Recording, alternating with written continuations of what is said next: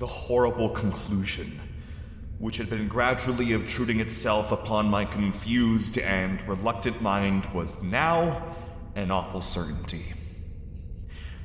I was lost, completely, hopelessly lost in the vast and labyrinthine recesses of the Mammoth Cave.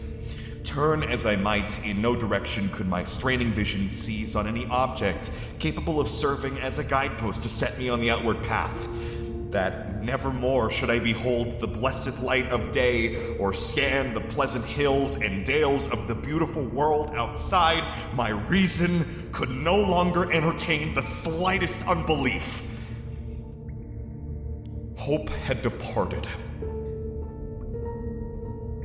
Yet, indoctrinated as I was by a life of philosophical study, I derived no small measure of satisfaction from my unimpassioned demeanor. For although I had frequently read of the wild frenzies into which were thrown the victims of similar situations, I experienced none of these, but stood quiet as soon as I clearly realized the loss of my bearings. Nor did the thought that I had probably wandered beyond the utmost limits of an ordinary search cause me to abandon my composure even for a moment. If I must die, I reflected, then was this terrible yet majestic cavern as welcome a sepulchre as that which any churchyard might afford. A conception which carried with it more of tranquility than of despair. Starving would prove my ultimate fate. Of this I was certain. Some I knew had gone mad under circumstances such as these, but I felt that this end would not be mine. My disaster was the result of no fault save my own, since unbeknown to the guide, I had separated myself from the regular party of sightseers, and, wandering for over an hour in forbidden avenues of the cave, had found myself unable to retrace the devious windings which I had pursued since forsaking my companions. Already, my torch had begun to expire. Soon, I would be enveloped by the total and almost palpable blackness of the bowels of the earth. As I stood in the waning, unsteady light, I idly wondered over the exact circumstances of my coming end.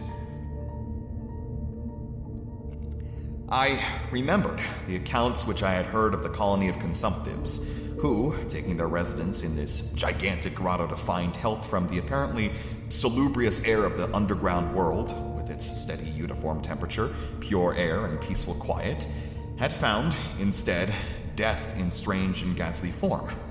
I had seen the sad remains of their ill-made cottages as I passed them by with the party, and had wondered what a natural influence a long sojourn in this immense and silent cavern would exert upon one as healthy and as vigorous as I. Now, I grimly told myself, my opportunity for settling this point had arrived, provided that want of food should not bring me too speedy a departure from this life. As the last fitful rays of my torch faded into obscurity, I resolved to leave no stone unturned, no possible means of escape neglected, so, summoning all the powers possessed by my lungs, I set up a series of loud shoutings, in the vain hope of attracting the attention of the guide by my clamor. Yet as I called, I believed in my heart that my cries were to no purpose, and that my voice, magnified and reflected by the numberless ramparts of the black maze about me, fell upon no ears save my own. All at once, however, my attention was fixed with a start, as I fancied that I heard the sound of soft approaching steps on the rocky floor of the cavern. Was my deliverance about to be accomplished so soon? Had then all my horrible apprehensions been for naught? And was the guide, having marked my unwarranted absence from the party, following my course and seeking me out in this limestone labyrinth?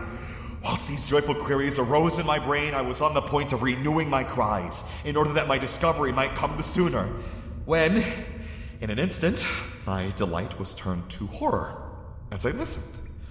For my ever-acute ear, now sharpened in even greater degree by the complete silence of the cave, bore to my benumbed understanding the unexpected and dreadful knowledge that these footfalls were not like those of any mortal man. In the unearthly stillness of this subterranean region, the tread of the booted guide would have sounded like a series of sharp and incisive blows. These impacts were soft and stealthy, as of the padded paws of some feline. Besides, at times, when I listened carefully, I seemed to trace the falls of 4 instead of 2 feet. I was now convinced that I had, by my cries, aroused and attracted some wild beast, perhaps a mountain lion which had accidentally strayed within the cave. Perhaps, I considered, the Almighty had chosen for me a swifter and more merciful death than that of hunger, yet the instinct of self-preservation, never wholly dormant, was stirred in my breast, and though escape from the oncoming peril might but spare me for a sterner and more lingering end, I determined nevertheless to part with my life at as high a price as I could command. Strange as it may seem, my mind conceived of no intent on the part of the visitor save that of hostility. Accordingly, I became very quiet, in the hope that the unknown beast would, in the absence of a guiding sound, lose its direction as had I, and thus pass me by. But this hope was not destined for realization, for the strange footfalls steadily advanced, the animal evidently having obtained my scent, which in an atmosphere so absolutely free from all distracting influences as is that of the cave, could doubtless be followed at great distance. Seeing therefore that I must be armed for defense against an uncanny and unseen attack in the dark, I grouped about me the largest of the fragments of rock which were strewn upon all parts of the floor of the cavern in the vicinity, and, grasping one in each hand for immediate use, awaited with resignation the inevitable result. Meanwhile, the hideous pattering of the paws drew near. Certainly, the conduct of the creature was exceedingly strange. It doubtless obtained as food the eyeless fish, bats, and rats of the cave, as well as some of the ordinary fish that are wafted in at every freshet of Green River, which communicates in some occult manner with the waters of the cave.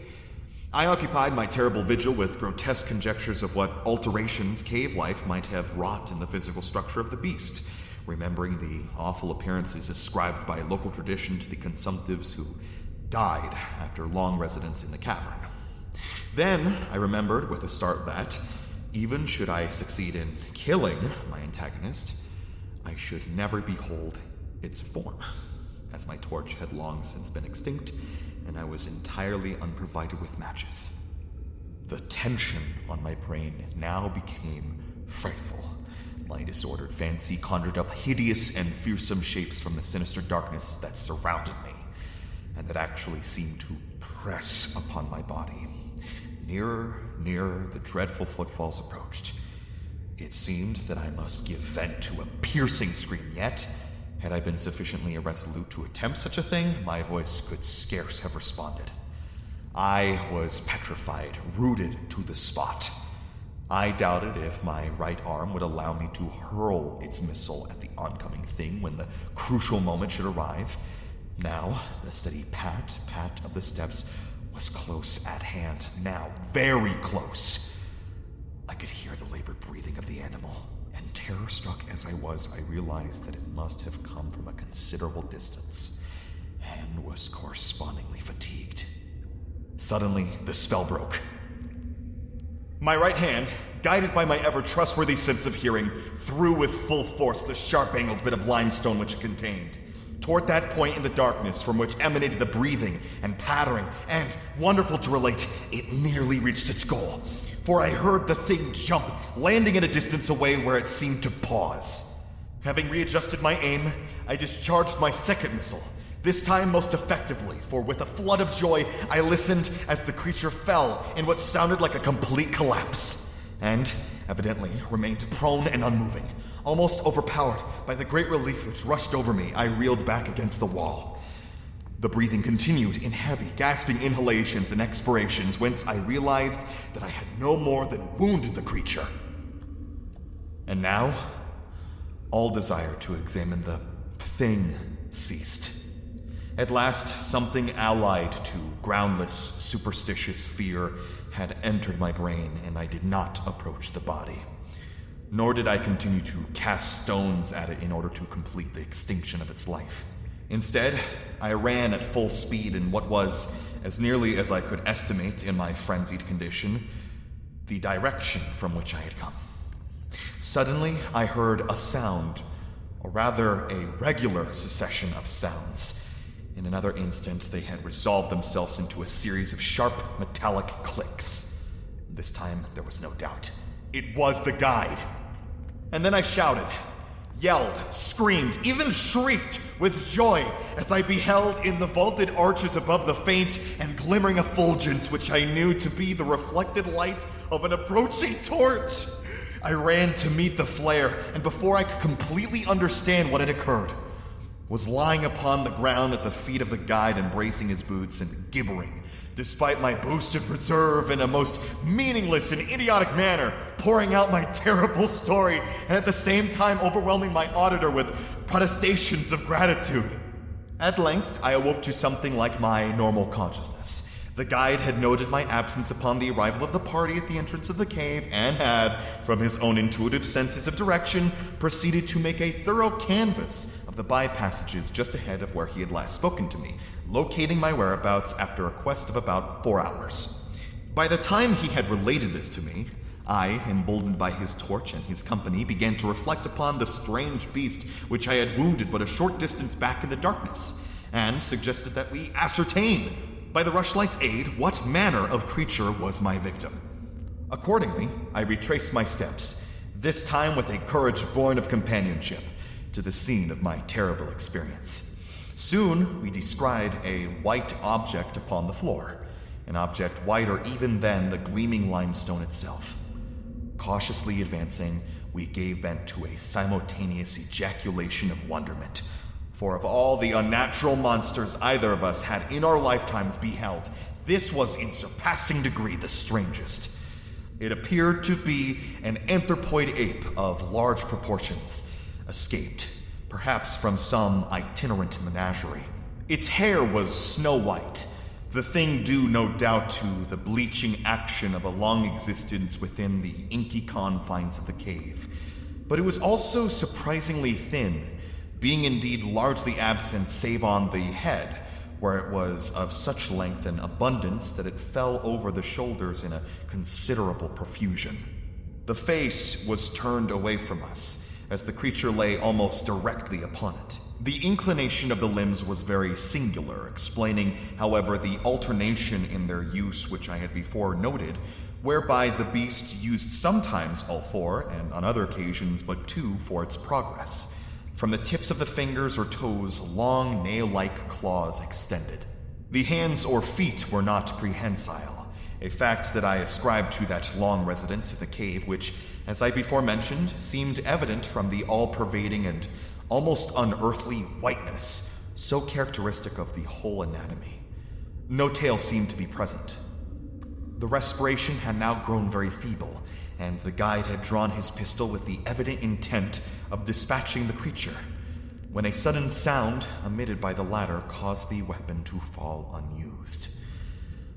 The sound was of a nature difficult to describe. It was not like the normal note of any known species of simian, and I wondered if this unnatural quality were not the result of a long-continued and complete silence, broken by the sensations produced by the advent of the light, a thing which the beast could not have seen since its first entrance into the cave.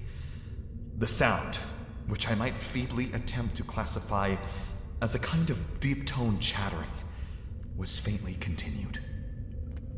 All at once a fleeting spasm of energy seemed to pass through the frame of the beast. The paws went through a convulsive motion and the limbs contracted. With a jerk, the white body rolled over so that its face was turned in our direction. For a moment, I was so struck with horror at the eyes thus revealed that I noted nothing else. They were black. Those eyes, deep, jetty black, in hideous contrast to the snow-white hair and flesh. Like those of other cave denizens, they were deeply sunken in their orbits and were entirely destitute of iris. As I looked more closely, I saw that they were set in a face less prognathous than that of the average ape, and infinitely more hairy. The nose was quite distinct. As we gazed upon the uncanny sight presented to our vision, the thick lips opened, and several sounds issued from them, after which the thing relaxed in death. The guide clutched my coat sleeve and trembled so violently that the light shook fitfully, casting weird, moving shadows on the walls about us, my horrified eyes fixed upon the floor ahead. Then fear left, and wonder, awe, compassion, and reverence succeeded in its place, for the sounds uttered by the stricken figure that lay stretched out on the limestone had told us an awesome truth. The creature I had killed, the strange beast of the unfathomed cave, was, or had at one time been, a man!